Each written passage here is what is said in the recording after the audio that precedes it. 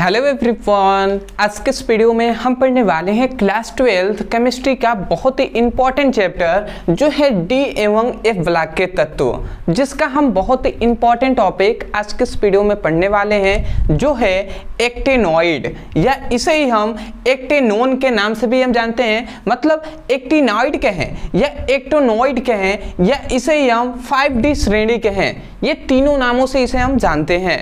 तो बहुत ही आसानी तरीके से आज के इस वीडियो में हम एक्टिनॉइड के बारे में जानेंगे और उसके बाद एक्टिनॉइड संकुचन क्या होता है उसको भी हम जानेंगे। और तीसरा कि एग्जाम में आपसे पूछा जाता है कि एक्टिनॉइड किसे कहते हैं तथा एक्टिनॉइड के 4 विशेषताएं लिखिए, तो इसका हम विशेषता कह दें या गुण कह दें, वो भी हम आज के इस वीडियो में जानने वाले हैं। तो बहुत ही आसानी तरीके से आपको समझ में आएगा। तो चलिए हम स्टार्ट करते हैं। तो देखिए, सबसे पहला तो इसको आपको इंपॉर्टेंट के श्रेणी में आपको इसको रखना है ये टॉपिक। आप जानते होंगे कि इस चैप्टर का हम चौथा इंपॉर्टेंट टॉपिक करा रहे हैं, ये चौथा इंपॉर्टेंट टॉपिक है। इससे पहले हमने 3 इंपॉर्टेंट टॉपिक करा दिया है। पहला होता है जिसे हम संक्रमण तत्व के नाम से जानते हैं, जिसे हम डी ब्लॉक भी कहते हैं। उसके बाद हमने एक पढ़ाया था संक्रमण तत्व, थोड़ा सा ये जान लीजिए, संक्रमण तत्व हमने पढ़ा दिया था। उसके बाद दूसरा हमने टॉपिक पढ़ाया था अंत संक्रमण तत्व, और तीसरा हमने फिर से अभी कल ही हमने पढ़ाया था आपको लेंथेनॉइड। तो ये हमने 3 टॉपिक को करा दिया है। अभी तक आपने इन तीनों टॉपिक को नहीं देखा है, तो ये तीनों टॉपिक आपके जो बोर्ड एग्जाम के लिए मोस्ट इंपॉर्टेंट है। आपके हर बोर्ड एग्जाम में ये इनमें से जरूर आपके 2 क्वेश्चन तो बनते ही हैं, तो इसको आपको जरूर तैयार कर लेना है। ये सभी हमने आपको कराया है ब्रदर सर क्लासेज जो चैनल है उस पर, तो आप जाकर देख सकते हैं, या इसी चैनल के प्ले लिस्ट में आप जाएंगे केमिस्ट्री का, तो उसमें भी हमने उस वीडियो को जोड़ दिया है, क्योंकि 2-3 दिनों से मैंने केमिस्ट्री का उस क्लास चला दिया है, इसके लिए मैंने आपको वीडियो भी बताकर बनाया था, ठीक है। अदरवाइज मैं अब से इसी चैनल पे केमिस्ट्री का भी वीडियो अपलोड होगा, तो आपको रेगुलर होकर देखना है। तो इन तीनों टॉपिक को आपको जरूर तैयार कर लेना है, ठीक है। या केवल आप इतना भी सर्च करेंगे यूट्यूब पे कि संक्रमण तत्व पढ़ना है, तो आप लिखिए संक्रमण तत्व ब्रदर सर, आपको वो वीडियो मिल जाएगा। अब आते हैं, देखिए एक्टिनॉइड कहें या एक्टिनॉइड कहें या इसे हम 5D श्रेणी कहें। देखिए, जो भी हम बताते हैं आसान भाषा में बताते हैं। यहाँ पे हमने लिखा है आवर्त सारणी। आवर्त सारणी आपने जानते होंगे, नहीं जानते होंगे तो देखिए, एक तो मैं साइड में अगर फिगर आपको दिखाई दे रहा होगा तो बहुत ही अच्छी बात है। उसमें देखेंगे तो 2 आपको नीचे श्रेणियाँ दिखाई दे रही होंगी, और उस 2 श्रेणियों में सबसे नीचे जो श्रेणी होगा उसी श्रेणी को हम एक्टिनॉइड कहते हैं। नहीं समझ में आया? थोड़ा सा मैं फिगर से ही आपको यहाँ पे बता देता हूँ। सपोज डैट इसको मैं आप समझ लीजिएगा कि ये आपका आवर्त सारणी है। इस प्रकार ही आपका आवर्त सारणी का संरचना होता है, ठीक है। ठीक है, देखिए इसी प्रकार आपका आवर्त सारणी लगभग इसी प्रकार होता है, ठीक है। पूरा मैं डिटेल में तो आपको नहीं बना सकता, बट हाँ थोड़ा बहुत मैं बना दे रहा हूं जितना हो सके। देखिए, हम इतनी बात जानते हैं, इसे हम एस ब्लॉक कहते हैं, इसे हम पी ब्लॉक कहते हैं, यहाँ से लेकर यहाँ तक के, और यहाँ से लेकर यहाँ तक के जो ये सभी दिखाई दे रहे हैं इसे हम डी ब्लॉक कहते हैं। और जो नीचे आपको 2 श्रेणियाँ, एक ये 2 आपको जो दिखाई दे रहे हैं, इसे ही हम क्या कहते हैं, ए ब्लॉक कहते हैं। तो एक ब्लॉक में हमने पहला पढ़ लिया, जो ऊपर वाला लेंथेनॉइड कहते हैं, जिसे हमने पढ़ लिया है। जो नीचे होता है वही है एक्टिनॉइड, जिसको हम पढ़ने वाले हैं।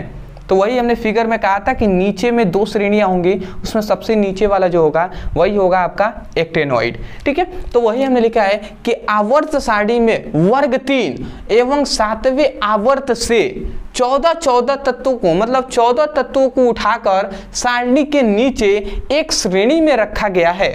समझ में आया? मतलब यहाँ पे यही बताया गया कि आवर्त सारणी में यहाँ पे तीसरा वर्ग होता है, तो आवर्त सारणी में तीसरे वर्ग और 7वें आवर्त से 14 तत्वों को उठाकर आवर्त सारणी के नीचे एक श्रेणी में रखा गया है, जिस श्रेणी को हम क्या कहते हैं, एक्टिनॉइड कहते हैं। तो अभी आपको समझ में आएगा, केवल हमने इतनी ही बात आसानी शब्दों में लिख दिया है।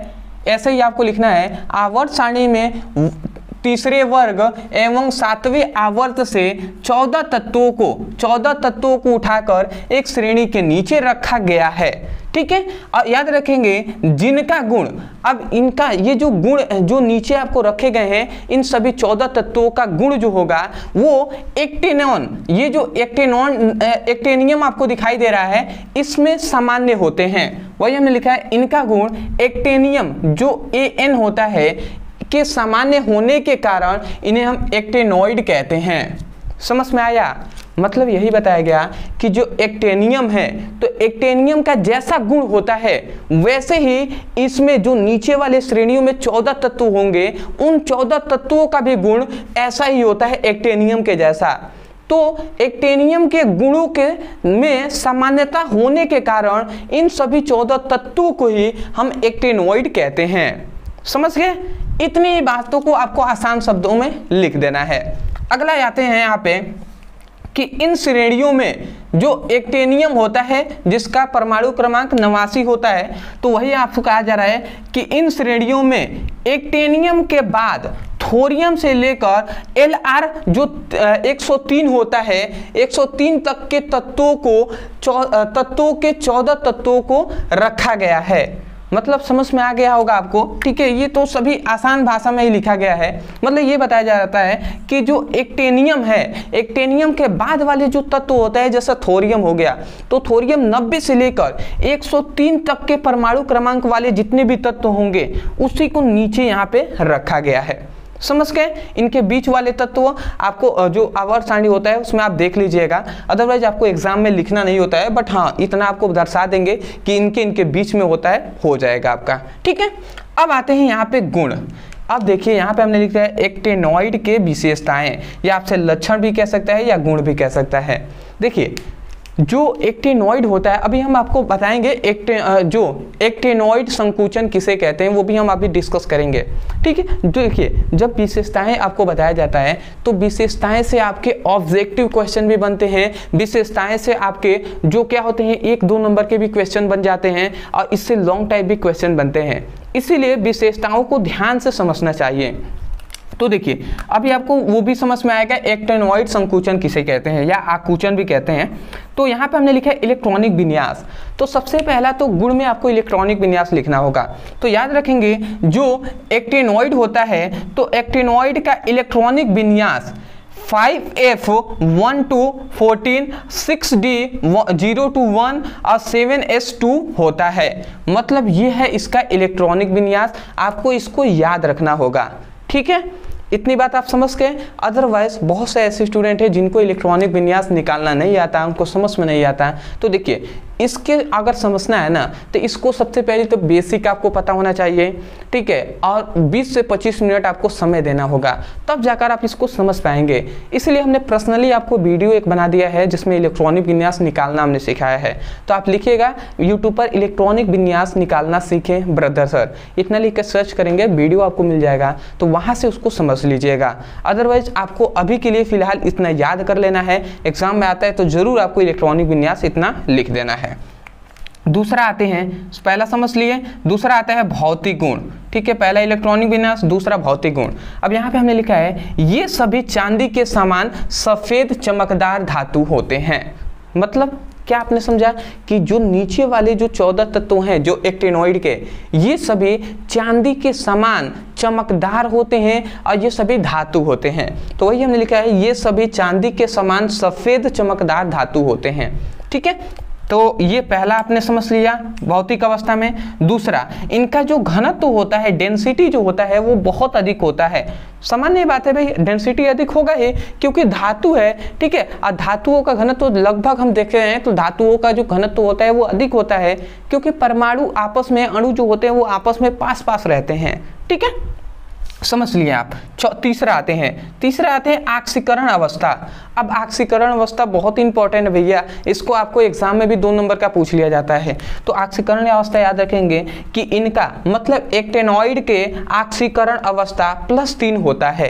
कितना होता है ऑक्सीकरण अवस्था एक्टेनॉइड का? +3 होता है। परंतु इसमें बहुत सारी अनिश्चितता जो क्या होते हैं, अनिश्चितता भी होती है। तो यहाँ पे हमने लिखा है परंतु इनमें बहुत अधिक अनियमितता या अनिश्चितता होती है। मतलब मतलब बहुत ज़्यादा इसमें गलत भी है। ठीक है, ऐसा नहीं है कि केवल सभी का +3 ही होगा, इसमें बहुत से ऐसे अपवाद भी हैं जिनका अधिक भी होता है। ठीक है, जैसे हमने एग्जाम्पल में लिख दिया है यहाँ पे थोरियम का, जैसे आप देखेंगे तो +4 होता है। ठीक है, जो Pa होता है इसका +5 होता है, इसका जो U होता है इसका +6 होता है। तो देखिए ऑक्सीकरण अवस्था भी हमने निकालना सिखा दिया है। अब यहाँ पे हम ऑक्सीकरण अवस्था तो आपको निकालना सिखाएंगे नहीं, क्योंकि इसमें 20-25 मिनट आपको तो कम से कम 10-15 मिनट तो लग ही जाएगा। निकालना सीखना है, फिर से लिखिए ऑक्सीकरण अवस्था निकालना सीखें ब्रदर सर। इस प्रकार कोई भी टॉपिक आप सर्च करेंगे वीडियो हमारा ज़रूर आपको मिलेगा। ठीक है, तो यहाँ से समझ लीजिएगा उसको। अगला आते हैं चौथा। ठीक है, चौथा आते हैं परमाणु आकार, या इसे हम आयनिक आकार भी कहते हैं। अब देखिए यहीं से आपको पता चलेगा कि एक्टिनॉइड संकुचन किसे कहते हैं। तो परमाणु आकार का मतलब, या परमाणु त्रिज्या भी यहाँ पे कह सकता था। तो देखिए इसका मतलब सिंपल में यहाँ पे याद रखेंगे कि जो एक्टिनॉइड श्रेणी है, जो नीचे वाला, इसमें ये वाला क्या है, इधर है, इधर हम बायां कहते हैं और इधर है दाएं।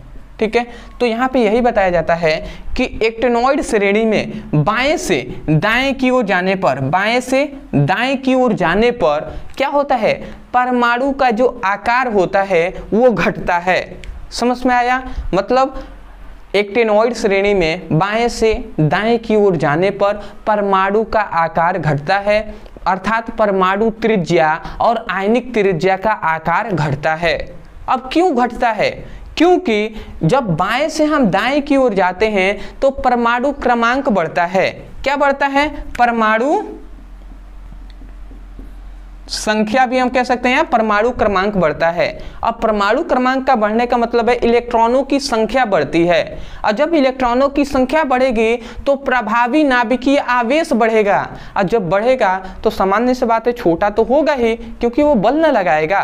तो वही बात है। देखिए अब मैं जानता हूं कि बहुत से जो टॉपिक है, मैं अब जब जैसे मैं अभी डेप्थ में बात कर रहा था कि नाभिकीय आवेश बढ़ेगा, तो ये बहुत से ऐसे स्टूडेंट हैं जिनको समझ में नहीं आ रहा होगा। मैं देखिए उन स्टूडेंटों को मैं यही कहूँगा कि देखिए आपके पास अब समय कम है, तो मैं ये नहीं कहूँगा कि आप बेसिक से पढ़ाई कीजिए, ऐसा कीजिए वैसा कीजिए, कुछ नहीं। मैं रेगुलर आपको वीडियो अपलोड करता हूँ, उसको आप ध्यान से समझिए। और कुछ बातें हैं जिसको आपको आँख मूंद कर इस तरीके से अब मान लेना कि ऐसा होता है, क्योंकि अब आप क्वेश्चन पूछने का समय आपके पास नहीं है। समय कब था आपके पास? 11th में आपने पढ़ाई किया होता तो अच्छी बात थी। अब आपने नहीं किया है तो आंख बंद कर लीजिए और मानिए कि ऐसा ही होता है, और याद कीजिए, क्योंकि इसके अलावा कोई भी आपके पास मार्ग नहीं है। समझ रहे हैं? अब विश्वास भी रखिए थोड़ा सा कि आपका पूरा सिलेबस हम अभी कंप्लीट कराएंगे और पूरा आपको अच्छे से तैयारी यहाँ पे कराई जाएगी। जो भी स्टूडेंट पढ़ रहे हैं वो जानते भी होंगे कि रेगुलर आपको शाम को 7 बजे और 8 बजे आपको 2 वीडियो रेगुलर अपलोड हो रहा है, तो सीरियस होकर पढ़ाई कीजिए। यही हमने बताया कि परमाणु क्रमांक, परमाणु आकार या आयनिक आकार, यहाँ पे परमाणु त्रिज्या भी आप लिख सकते हैं। तो देखिए यही हमने बताया कि जब एक्टिनॉइड श्रेणी में बाएं से दाएं जाने पर परमाणु त्रिज्या और आयनिक त्रिज्या का आकार घटता है।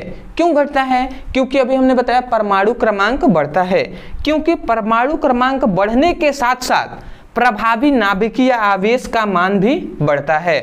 ठीक है, जब परमाणु क्रमांक बढ़ेगा तो प्रभावी नाभिकीय आवेश भी बढ़ेगा, जिससे क्या करेगा, जो नाभिक होगा वो क्या करेगा, इलेक्ट्रॉनों को अपनी ओर आकर्षित करेगा, और जब आकर्षित करेगा तो परमाणु का जो आकार होगा वो छोटा होगा।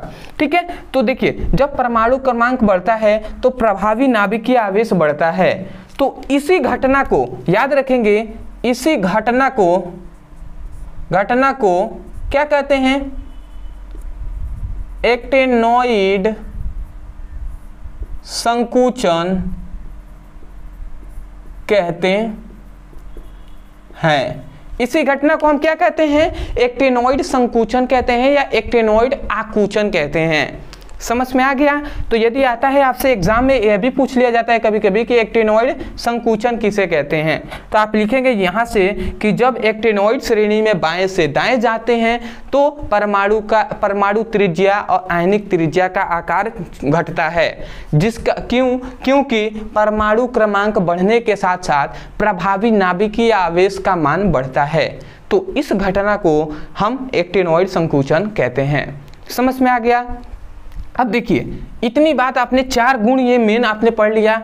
अब फिर भी यहाँ पे आपके 2-3 और गुण है जो आपसे ऑब्जेक्टिव क्वेश्चन में पूछ लिया जाता है, वो भी आप समझ लीजिए। देखिए मैं एक भी छोड़ना नहीं चाहता। सपोज डैट सबसे पहला कह देगा कि चुंबकीय गुण क्या होता है, मतलब एक्टिनॉइड का चुंबकीय गुण। तो याद रखेंगे एक्टिनॉइड अनुचुंबकीय गुण को प्रदर्शित करता है। एक्टिनॉइड जो होता है अनुचुंबकीय